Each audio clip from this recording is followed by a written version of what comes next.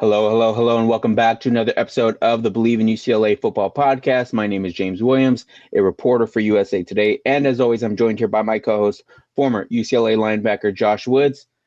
Josh, UCLA is in the news for some things that, I'd kind of been out for a couple of days. I didn't really think it was going to happen. I wasn't really, kind of too worried about it. But here we are. Life comes at you fast. Nico Iamaleava appears to be headed to Westwood. Curious on your thoughts on just kind of what you've seen, what you think about a quarterback coming in at this point in the spring. I know it's still a little early, but yeah. Yeah, I think it happened pretty fast. I mean, between him not showing up to, I believe, a practice or a event or something at Tennessee.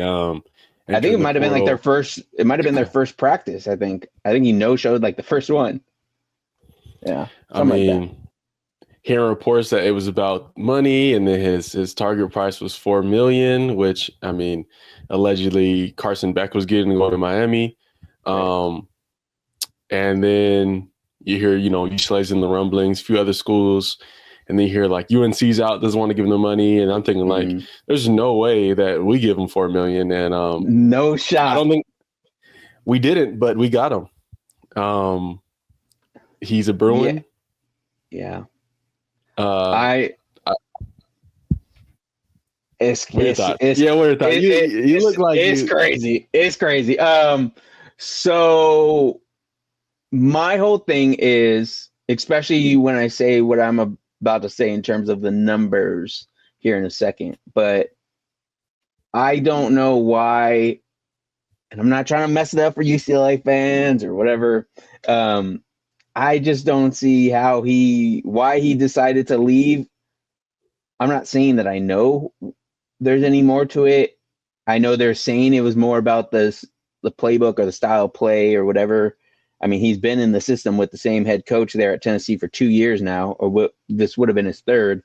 But I know that's kind of what they're going with. They're saying it's not about the money. I think he was already making close. I mean, considering what it was like $8 million just to sign there or something like that. Mm-hmm. And then I think he made a couple million this past season. I like you said, I think with Carson Beck moving over as the quarterback from Georgia to Miami, I think he was looking to be somewhere closer to that ballpark in terms of a $4 million number. What I heard Rick Neuheisel say on the radio today, obviously for those who are unfamiliar with Rick Neuheisel, he's working in radio, was previously the head coach a couple coaches ago at UCLA. UCLA is his alma mater. His son Jerry is the tight ends coach currently for UCLA. What he had said was that they're looking at Nico to do that. Nico is supposed to be getting $1.2 million, but Joey Aguilar, the guy that transferred in, again, this from Rick Neuheisel, the App State transfer Joey Aguilar is supposedly making $1.5 million. So this is definitely supposed to be a pay cut for Nico. One, he's closer to home. I get all that. We'll talk about the UCLA Iamaleava relationship in terms of with the family here in a little bit. But is Joey Aguilar staying? Is that 1 point something going to Nico now? Like, from what I heard, that's my biggest question. I don't believe Joey was ever getting 1.5 from UCLA. Maybe in other ways. But I don't think he was getting that. And if I went to practice, of course, like I don't know, the grand scheme. I don't know exactly what the offense was running. I don't know things in that. But the quarterback battle, nobody, in my opinion, was head and shoulders above anybody. I feel like before, right? Even with Ethan Garbers, you could go into practice, you saw that he was the guy. Just the way that he commanded practice, the throws he was making. I mean, Dorian, you know what I'm saying? No quarterback, in my opinion, was like, oh, that's the guy. You know what I'm saying? Even right. other guys like Duncan, Marmar, the other quarterbacks that they have. Everybody, had good balls, bad balls. And yeah, I don't know what the scheme was for the day. Tight ends were getting so many targets. I mean, we'll get to that. We'll get to what I thought about practice in a second. But I understand, when you pay a guy and you bring him in, you expect him to be, even if it's a new offense, if the way that, guys are going about this as a business, you almost, you're expected to be a pro. And when you're a pro, you're expected to come in and, immediately establish who you are and show what you can do and be capable of and help, transcend and take the team farther. So when you're getting paid like a pro, you have to step in and be a pro, no matter if, new offense or not. And at the same time, everybody's in a new offense because, this is the first few practices under, the new regime on offense. So there's not really any excuse, I think, when it comes to, there being a new offense because it's new for everybody. So it's not like only one person has to learn something new. So yeah, it'll be interesting to see what happens. There's like 7 quarterbacks already on campus and practicing. Of course, all 7 aren't getting, full team reps. There's about, I believe 4 of them were more in the rotation in that aspect. But I mean, having 7 quarterbacks in a room is already kind of crazy. That's crazy. So now you add Nico, that's 8. And at the same time, he's 3 years of eligibility left. So it's not like he's a I believe he has 3 years of eligibility left. I know at least 2.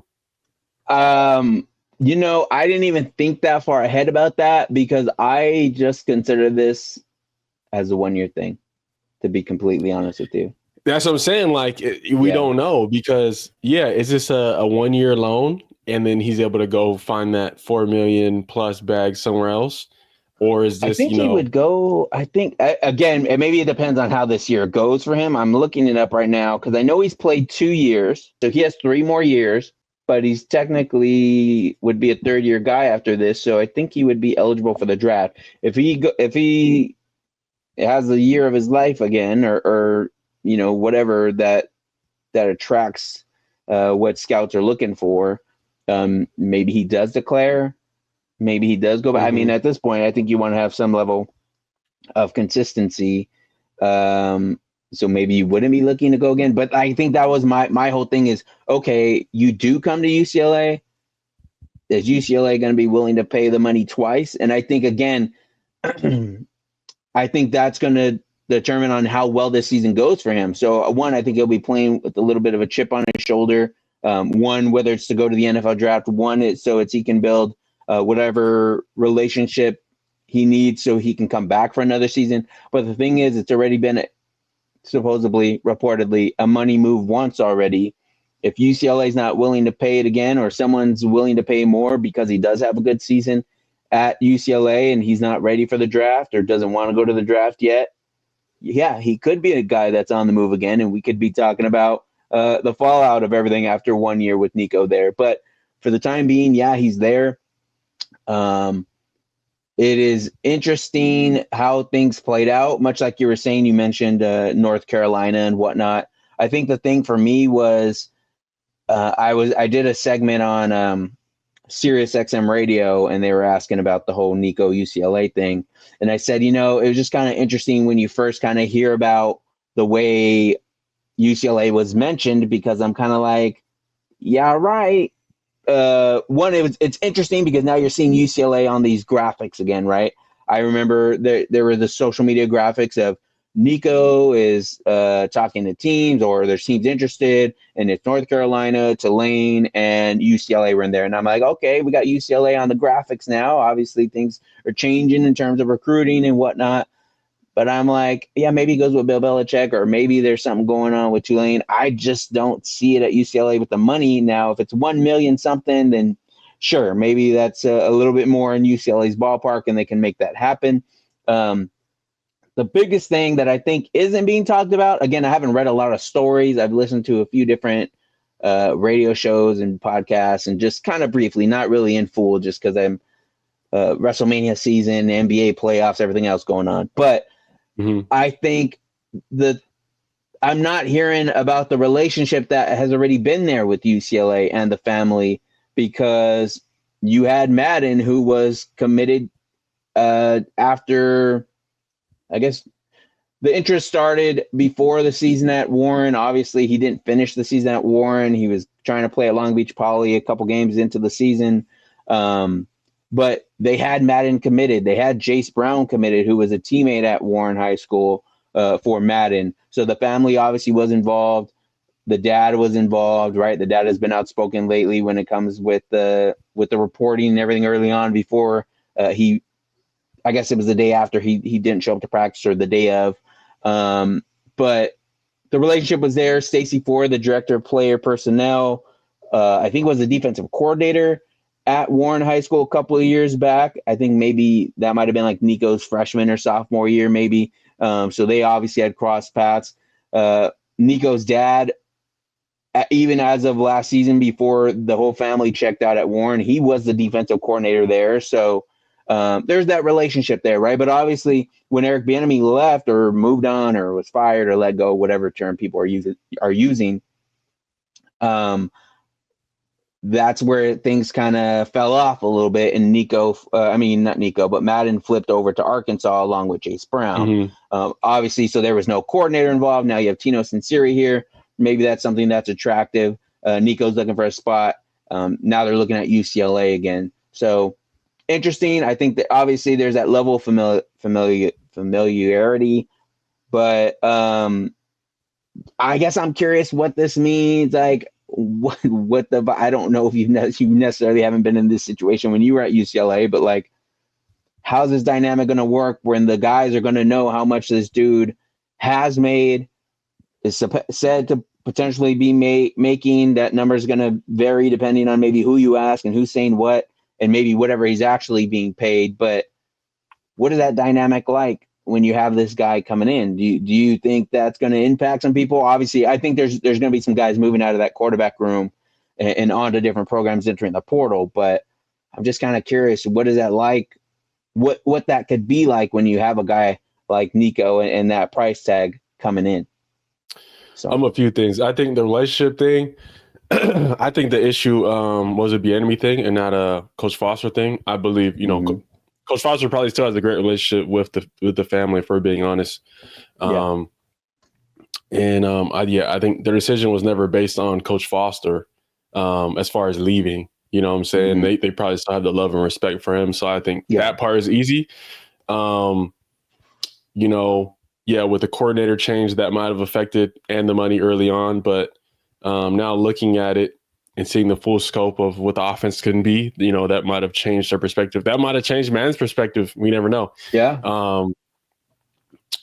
With him coming in the locker room and his price tag, I've already, kind of heard rumblings, with players kind of. There's times where if people are getting paid a certain amount and the team knows about it and you're not performing, they're going to let you know. You know what I'm saying? There's going to be people frustrated. But like I said, it's kind of like a pro world now where, you got, when somebody's contract and they're not playing up to it, your teammates are going to be upset about it and they're going to let management know. Yeah. And that's the world in college football as far as, if he comes in and he balls, then you're like, he deserves that money. He deserves more. But if he comes in and he's not 5-star Nico, it's going to be, dudes are going to let him hear about it and you might have some frustration. But, we don't know. There could already be frustration with Joey, like I said, because people know how much he was getting.